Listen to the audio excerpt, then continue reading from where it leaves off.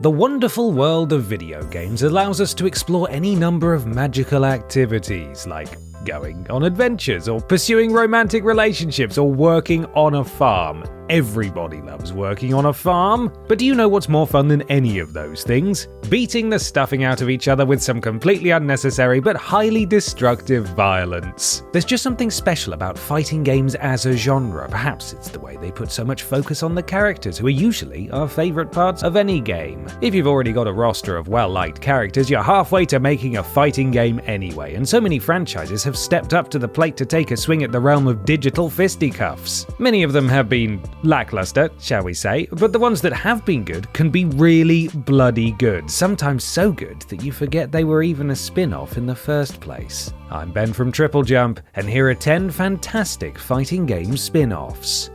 Number 10. Dissidia Final Fantasy. The number of games in the Final Fantasy series at this point is so high that even mathematicians struggle to calculate it, but no matter what your favourite entry may be, Dissidia Final Fantasy has you covered with a roster that includes at least one hero and villain from every game in the main Final Fantasy series released up to 2008. Not content to simply do what every other fighting game has done, Dissidia built its own fighting system from the ground up, full of unique mechanics, grinding on rails, and more flips than the kitchen at a pancake house, making it possibly the most radical fighting game of all time. It also includes a fairly beefy story mode that lets us see the entire pantheon of Final Fantasy heroes interacting for the first time. Dissidia was a bit of a surprise when it came out, as the idea of a Final Fantasy fighting game felt like it could have been an easy punchline, but it actually turned out to be good. Quite good, as a matter of fact. The game was promptly followed by a sequel that added even more characters and story, once again demonstrating that the Final Fantasy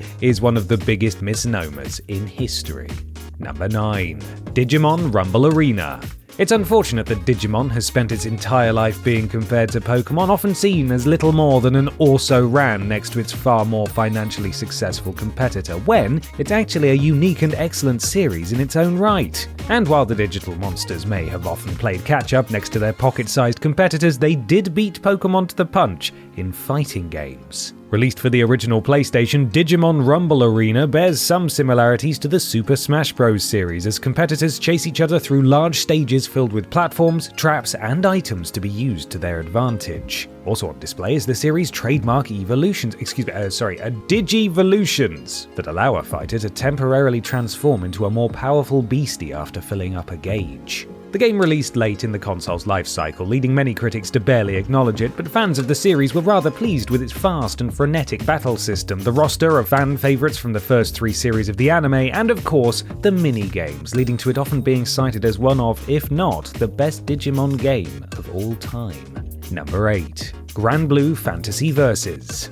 When adapting a mobile game into a fighter, the biggest problem would seem to be deciding who to include in the roster. Have you seen how many characters there are to collect in those games? It's a wonder they can fit it all on a phone. After that, making the game good seems almost secondary. Fortunately, Granblue Fantasy Versus was developed by Arc System Works, the acclaimed developers of fan-favourite fighters like Guilty Gear and Dragon Ball FighterZ, and is based on the multimedia franchise that began as a humble mobile game. After searching the entire length and breadth of Granblue's extensive cast of characters, Granblue Fantasy Versus pulls together a diverse roster that manages to highlight both the cool and the funny sides of the source material. Knowing the game would be bringing in fans outside the fighting genre, the combat does away with the need for finger-twisting directional inputs for attacks, allowing players to pull off special moves with a simple button press. Where the game really shines is in its visuals. The developers have mastered a visual style that seamlessly blends the appearance of hand-drawn animation and full 3D models, making the characters look as if they jumped right out of the screen of an anime and into a video game. With loads of fan service and an RPG-style story mode, Granblue Fantasy Versus was a fantasy come true for many players. Number 7. Persona 4 Arena. While it's well established now as a mega franchise in its own right, the Persona games were originally just a series of spin-offs from the larger Shin Megami Tensei series, all of which firmly fell into the RPG genre. Persona 4 Arena was the first spin-off of the Persona series, which technically makes it a spin-off spin-off or a spin-off or a spin-off. I don't know, I'm not a linguist. Taking place after the events of Persona 4's story, Arena follows the exploits of not just that game's main crew, but also brings in some faces from its predecessor Persona 3 to flesh out the roster. True to its name, each playable character also brings their own unique persona into battle with them, giving a dash of extra personality and flair into their attacks. Combat is fast-paced and keeps things constantly moving with wild combos and one-hit special moves while penalizing players who hold back a bit too much. The end result is a game that managed to not just be a great piece of fan service, but also an all-round solid fighting game in its own right, and was able to attract a crowd of die-hard competitors for its mechanics alone. Persona 4 Arena was so successful that it blew open the doors for other spin-offs to soon follow, and the rest, as they say, is history. Number 6. Umineko Golden Fantasia. For many of these spin-offs, a fighting game is something that makes at least a modicum of sense since the source material is inherently based on fighting in some way. So, how does a fighting game adaptation of a text-based visual novel work? As it turns out, surprisingly well. Umineko Golden Fantasia is a 2D fighter based on the cult classic visual novel franchise Umineko When They Cry, a series about intellectual confrontations conducted through words and logical deductions. Golden Fantasia is also about confrontations, but this time they're conducted through the more traditional art of punching and kicking. While no one on the main roster may look like your typical bruiser, there's certainly no slouches in the ring, as each one comes with a full suite of special attacks, including a unique meta-world move that changes the rules of battle in a way unique to each character. Factor in the game's tag team system and things get crazy fast here. The game was never going to reach an audience the size of something like Street Fighter, but those who did play it found an exceptionally well-made, balanced, and all-around fun little fighting game. Even for those not familiar with the source material, Golden Fantasia may be a diamond in the rough that's worth checking out. Number 5. Pokken Tournament.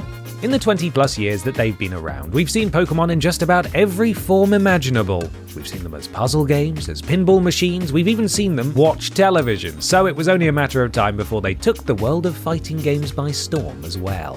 Pokken Tournament was the game to finally translate the turn-based combat of Pokemon into a fast and frenetic brawler. Developed by the Tekken experts at Bandai Namco, in fact the game was actually titled Pokemon Tekken in Germany, Pokken blends two different styles of fighting into one experience, as each match starts out in a free-roaming three-dimensional style as both combatants size each other up before shifting into a more traditional 2D style for close-quarters combat. While it would have been easy to load up the roster with fighting-type Pokemon, Pokken includes a surprisingly diverse assortment of pocket monsters with which to play, and with a gameplay style that focuses on fast action and flashy attacks over technical execution, the game was approachable to Pokemon fans of any fighting game skill level. Selling well over 1 million copies and even bolstering sales of the flagging Wii U, Pokken Tournament was a smash success and leaves us wondering what genre the franchise will dominate next. I think we're well overdue for a Pokemon farming sim, personally. Number 4. Sonic Battle. Sonic the Hedgehog and his friends have had a few brushes with the fighting genre over the years, both in their own game and popping up as guests in others. Somewhere along the way, they made a pit stop on the Game Boy Advance, and Sonic Battle was born. Bringing together the whole classic Sonic crew, Sonic Battle lets up to 4 players duke it out in large 3D arenas with a bevy of punches, kicks, and spin dashes at their disposal. Despite working with the limited hardware of the GBA, the game squeezes a lot out of it with a clever combat system that manages to keep things varied and fast-paced, a necessity for any game starring the fastest thing alive. Aside from its multiplayer battles, the game also offers a single-player story mode in which players can follow the various exploits of each character as they interact with the mysterious robot Emerl, a new character created for the game. Players can also customize Emerl, changing his color and equipping different moves that he's learned through battle to create their ideal fighter. While Sonic Battle wasn't a perfect game, it was a unique take on the fighting genre and one that left most fans pleased enough to call it one of the best fighting games on the handheld. Number 3. Star Wars Revenge of the Sith. Yes, obviously this one is a wildcard entry, calm down. Star Wars Revenge of the Sith adapts the movie of the same name into video game form as an action title where you mow down legions of battle droids with your incredible lightsaber skills, and maybe some children as well. As far as movie games go, this one's alright, but what's really worth talking about is its multiplayer. Rather than being a 2-player cooperative experience, the Versus mode in Revenge of the Sith is essentially a bespoke Star Wars fighting game with a roster of lightsaber-wielding combatants pulled from across the entire series. series. Continuity be damned. The mechanics of the versus mode are adapted from the gameplay of the single-player campaign, just with 2 players swinging lightsabers at each other instead of at enemies, and just like that, you've got a great fighting game. However, the playable characters are not simple model swaps with the same attacks. Each fighter has their own unique abilities and skills that set them apart from each other. Even years after its release, Revenge of the Sith maintains a level of popularity that eludes most licensed games even at their most relevant. The force is strong with this one indeed. Number 2. DNF Duel. When you think of the most popular video game franchises of all time, a few different titles probably spring to mind. Names like Mario, Pac-Man, or Halo perhaps are among them. And yet, not a single one of those holds a candle to the success of Dungeon Fighter Online. Having raked in billions in profit over its lifetime, Dungeon Fighter is one of the highest-grossing media franchises of all time, up there with the likes of Star Wars and Marvel movies, and has done it all with only a handful of entries, including a fighting game spin-off in DNF Duel. Developed by Arc System Works in collaboration with Eighting, a studio with much experience in licensed fighting games, DNF Duel shows off the trademark visual flair as ArcSys's other projects, but this time with a roster made up of the different character classes from Dungeon Fighter. Gameplay follows a similar system as Granblue Fantasy Versus, with simplified inputs for special attacks while still being deep enough to allow for some killer combos. While some raised eyebrows at the game's high price tag, fighting fans were pleased with the game's mechanics, presentation, and perhaps most of all, its buttery smooth online multiplayer. That seems only fitting considering that online is literally in the name of the original game, but there we are. Number 1.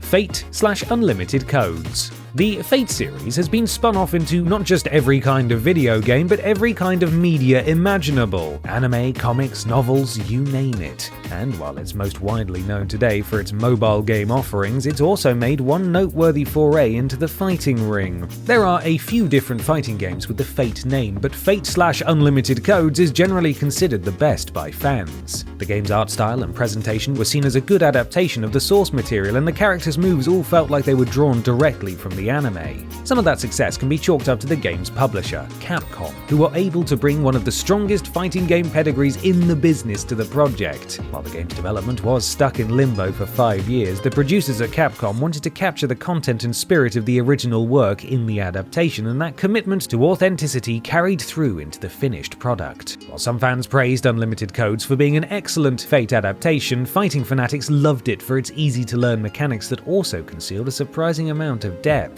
It's unfortunate that there were no sequels to this spin-off because Unlimited Codes seemed to have unlimited potential.